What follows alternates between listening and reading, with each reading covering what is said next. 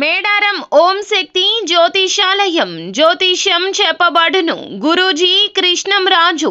విద్య, ఉద్యోగం, వ్యాపారం, ప్రేమించిన వారు దూరం అవడం, భార్యాభర్తల మధ్య గొడవలు, అత్త కోడళ్ల మధ్య మనస్పర్ధలు, కుటుంబ సమస్యలు, ఆర్థిక సమస్యలు, పెళ్లి కుదరకపోవడం, సంతానం ఆలస్యం కావడం, స్త్రీ పురుష వశీకరణం, చెడు ప్రయోగ నివారణ మొదలగు ఎటువంటి సమస్యలకైనా పరిష్కారం చూపగలరు. స్త్రీ పురుషులకు ఎటువంటి సమస్యలు ఉన్నా నమ్మకంతో కాల్ చేయండి. ఫోన్ ద్వారానే జ్యోతిష్యం చెప్పబడును. Phone number 9030838194. హాయ్ ఫ్రెండ్స్, అందరికీ నమస్కారం అండి. తులారాశి వారి జాతకులు, ఈ రోజున మీరు గుండె ధైర్యంతో ఉండాలి. ఈ మాట మిమ్మల్ని చాలా వరకు కూడా కృంగతీస్తుంది. కానీ చెప్పక తప్పదు అంటున్నారు పండితులు. వీరు మిమ్మల్ని మోసం చేస్తారు. నమ్మక ద్రోహం జరుగుతుంది. నమ్మకంతో కూడినటువంటి ద్రోహం అనేది చాలా వరకు పెద్ద విషయం అండి. తులారాశి జాతకులకు బంధాలు అంటే విలువ ఎక్కువ, తగిన గౌరవం ఉంటుంది. అలాంటి నమ్మిన వ్యక్తులు మిమ్మల్ని మోసం చేయడమో, మీ గుండె గాయం అయినంతగా బాధపడతారు. అయితే ఈ రోజున మాత్రం నమ్మక ద్రోహం జరగకుండా మీ జాగ్రత్తల్లో మీరు ఉండండి. కనీస జాగ్రత్తలు తప్పక పాటించండి. అలాగే ఈ దేవత ఆరాధన మీకు మేలు కలగ చేస్తుంది. ఈ పరిహారం కూడా తప్పక ఈ రోజున పాటించాలి. అయితే అసలు తులారాశి వారి జాతకులకు ఎలా ఉండబోతుంది, ఎటువంటి ఫలితాలు ఈ రాశి జాతకులు ఈ రోజున పొందుకోబోతున్నారో, నమ్మక ద్రోహం చేయబోతున్న ఆ యొక్క వ్యక్తులు ఎవరో తదితర పూర్తి వివరాలు అన్ని కూడా మనం ఈ వీడియోలో సంపూర్ణంగా సవివరంగా తెలుసుకునే ప్రయత్నం చేద్దాము. అంతకంటే ముందు ఫ్రెండ్స్, వీడియోని పూర్తిగా చూసేయండి. అప్పుడే మేము ఏం చెప్పబోతున్నామో మీకు పూర్తిగా అర్థమవుతుంది. వీడియో గనక మీకు నచ్చినట్లయితే గనక లైక్ చేయండి. మీ లైక్ మాకెంతో సపోర్ట్ అండ్ ఎంకరేజ్మెంట్ గా ఉంటుంది. ఇక మనము ఏ మాత్రము కూడా ఆలస్యం చేయకుండా వీడియోలోకి వచ్చేద్దాం. తులారాశి వారి జాతకులు అందరితో కూడా ప్రేమగా మాట్లాడతారు. అందరి విషయంలో కూడా చేతనైన సాయం చేస్తూ ఉంటారు.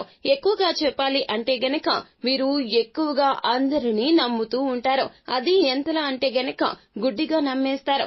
ఎవరైనా ఏదైనా చెబితే గనక ఇందులో నిజమెంత అబద్ధం ఎంత అనేది కూడా ఆలోచించరు వారు మీకు నమ్మిన వ్యక్తులు అయితే. కానీ తులారాశి వారి జాతకుల చుట్టూరా ఉన్నటువంటి వ్యక్తులు ఎల్లప్పుడూ వీరిని ఏ విధంగా మోసం చేయవచ్చా అని ఆలోచిస్తూ ఉంటారు. అలాగే ఈ రాశి జాతకుల యొక్క బలాలు బలహీనతలు వీరి యొక్క ప్రియమైన వ్యక్తులకే కాదండి, అందరికీ కూడా తెలిసిపోతూ ఉంటాయి. ఎందుకంటే వీరే చెబుతూ ఉంటారు.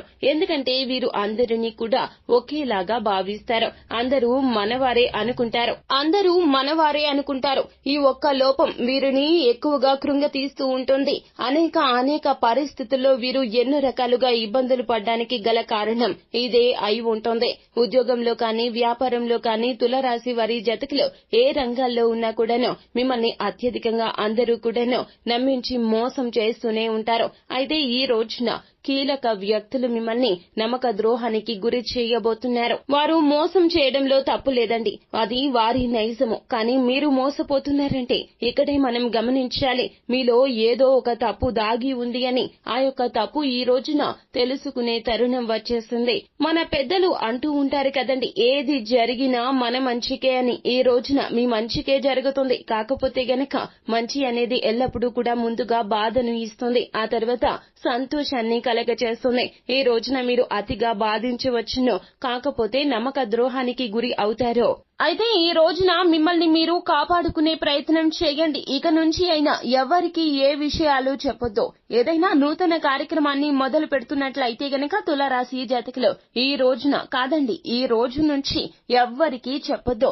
పని పూర్తి అయ్యాక వారే తెలుసుకుంటారు. అలా కాకుండా పని పూర్తి అవ్వకుండానే లేదా మొదలు పెడదాము అనే ఆలోచన వచ్చినప్పుడే పక్క వారికి తెలియజేస్తే గనక పనులు అస్సలు పూర్తి కావు.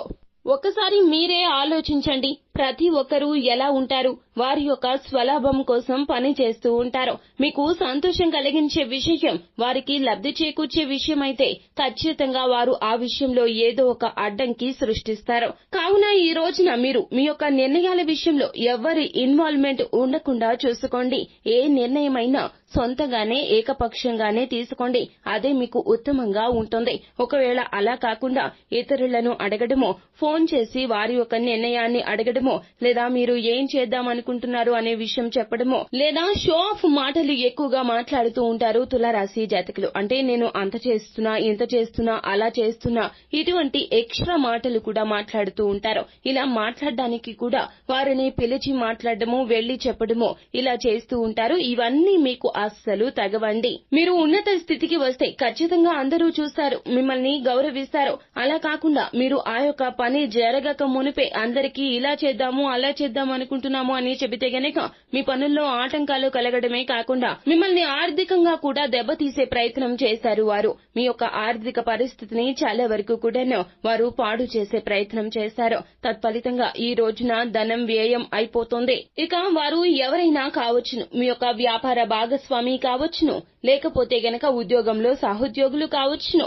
కళారంగంలో ఉన్న వారికి తోటి కళాకారులు కూడా కావచ్చును. మీతో పాటు ఉన్నవారే, మీకు ఎంతో ఇష్టలు, నమ్మకమైన వ్యక్తులు, వారే మిమ్మల్ని ఈ రోజున ద్రోహం చేస్తారు. ఆర్థికంగానే కాదు, ఇది మానసికంగా కూడాను మిమ్మల్ని కృంగతీస్తుంది. చాలా వరకు కూడాను డిప్రెషన్ లోకి వెళ్లిపోతారు.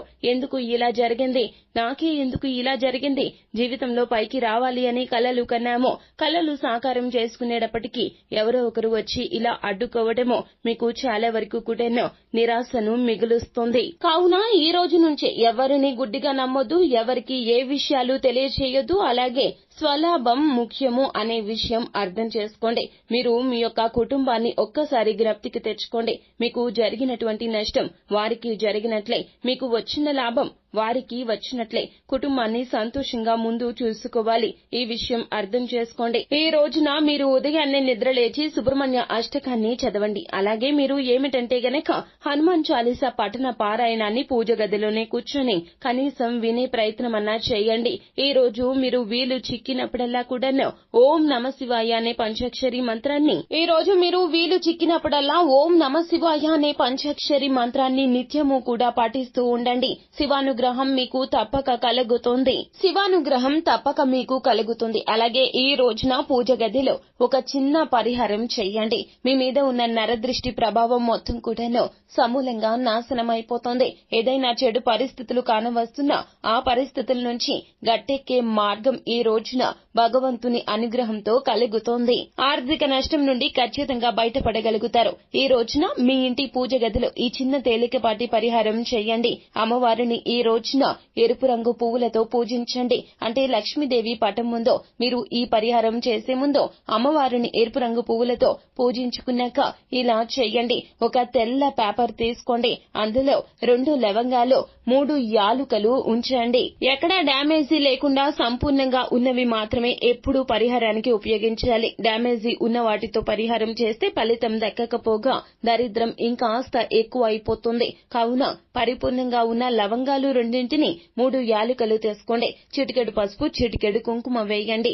ఇలా వేసిన తర్వాత ఆ యొక్క పేపర్ మొత్తాన్ని కూడాను ఫోల్డ్ చేసేయండి. ఇక ఆ యొక్క పేపర్ ఏదైతే ఫోల్డ్ చేసుకున్న తర్వాత దాన్ని తీసుకొని మీ జేబులో పెట్టుకోండి. మగవారు అయితే జేబులో పెట్టుకోండి, లేదా పర్సులో ఎక్కడైనా ఒక మూలగా పెట్టండి. ఆడవారు అయితే గనక హ్యాండ్ బ్యాగ్ లో పెట్టండి. ఇలా ఈ రోజు మొత్తం కూడాను ఇది మీతోనే ఉండాలి. ఇలా ఉండడం రీత్యా మీలో ఉన్న నెగటివ్ మొత్తం కూడా వెళ్లిపోతుంది. ఏ రకమైన చెడు పరిస్థితులు కలగబోతున్నా మీకు పరిష్కార మార్గం తెలుస్తుంది. భగవంతుడే ఈ రోజు మీతో ఉన్నట్లుగా మీరు భావించండి. ఈ రోజు మనసు ఏది చెబితే అదే వినండి. ఒకవేళ చెడు అనిపిస్తే ఇక ఆ నిర్ణయాలు అక్కడితోనే ఆపేయండి. ఈ రోజున ఏ కీలక నిర్ణయం అస్సలు తీసుకోవద్దు. అంతా మంచి జరుగుతుంది.